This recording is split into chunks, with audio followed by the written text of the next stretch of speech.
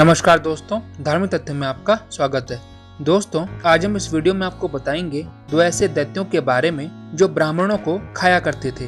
तो आइए जानते हैं। पौराणिक कथा के अनुसार मणिमती नगर में रहने वाले दैत्य इलवल का ही दूसरा नाम था अतापी। इसी का छोटा भाई था वतापी। माना जाता है कि अतापी के पास बहुत सारा धन था जो उसने अपनी असुरी शक्तियों से इकट्ठा किया था।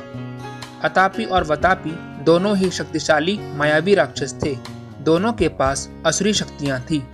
अतापी के पास ये शक्ति थी कि वो जिस किसी भी मरे हुए व्यक्ति को आवाज लगाता वो जीवित हो उठता था। वहीं वतापी किसी का भी रूप धरने में समर्थ था। अतापी और वतापी का लोगों को मारने का तरीका बड़ा ही विचित्र था।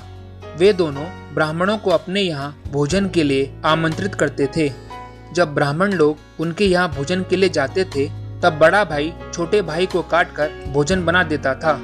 भोजन को कई प्रकार के स्वाद और व्यंजनों से पकाया जाता था। विभिन्न प्रकार के उत्तम और स्वादिष्ट पकवानों को ग्रहण करने के बाद जब ब्राह्मण अपने घरों की ओर प्रस्थान करते तभी बड़ा भाई छोटे भाई को आवाज लगाता, वतापी, अरे ओ वतापी, बाहर आओ। और अतापी की आवाज सुनकर वतापी महात्माओं के पेट को फाड़कर बाहर निकल आता था। फिर अतापी और वतापी मरने वाले ब्राह्मणों को बड़ी तसल्ली से बैठकर खाते थे। इस तरह से इन निशाचरों के पूरे परिवार का पालन पोषण हो जाता था। एक बार की बात है, अगस्त मुनि को एक बार धन की आवश्यकता पड़ी। अगस्त मुनि सबसे पहले राजा ऋतुर्वा के पास गए, लेकिन राजा ऋतुर्वा ने अगस्त मुनि को बताया कि उनके राज्य में धन का अभाव है। उसके बाद राजा ऋतुर्वा अगस्त मुनि के साथ राजा बृदनशव के पास पहुँचे, लेकिन उनका भी यही हाल था। उसके बाद दोनों राजा अगस्त मुनि के साथ राजा त्रिशदशु के पास पहुँचे, लेकिन उनके पास भी अगस्त मुनि को देने के लिए पर्याप्त धन नहीं था। तब इन तीनों राजाओं ने अगस्त मुनि को बताया कि आपकी धन की इच्छा को यहीं पास में रहने वाला बड़ा धनवान दैत्य इलवल पूरी कर सकता है।